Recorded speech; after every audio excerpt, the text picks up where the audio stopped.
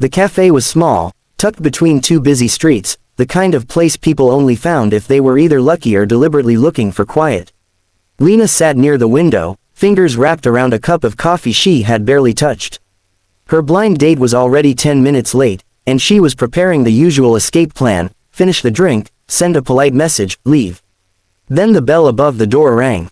He walked in slowly, like someone who wasn't in a rush to impress anyone. Simple jacket, slightly messy hair, and a calm expression that didn't try too hard.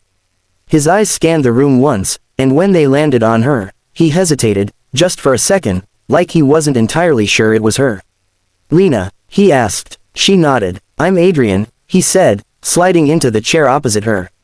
There was no dramatic smile, no rehearsed charm. Just a quiet presence, steady and slightly distant. Lena noticed it immediately. He wasn't performing. Most men did on first dates. Adrian didn't. A few minutes passed in small talk. Work, weather, traffic. But something about him felt different. He listened fully when she spoke, not interrupting, not rushing to fill silence.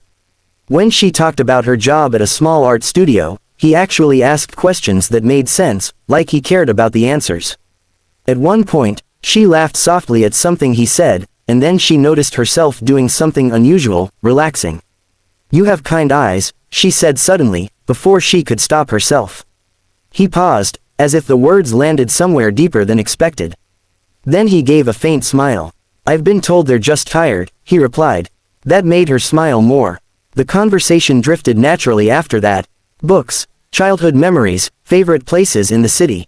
He never tried to dominate the conversation, yet somehow she found herself talking more than she usually did with strangers. But there was something she couldn't ignore. There were moments when Adrian's expression changed, small flickers of recognition when certain topics came up, like he was carefully avoiding something. And once, when a group of businessmen entered the cafe loudly laughing, he stiffened slightly, then relaxed again as if forcing himself to stay present.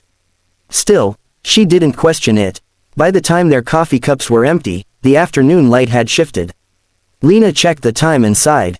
"I should probably go," she said reluctantly. Adrian nodded, but didn't stand immediately. "I understand." Then, after a pause, he added, "I'm glad you came." Something about the way he said it felt heavier than a casual goodbye. At the door, she hesitated.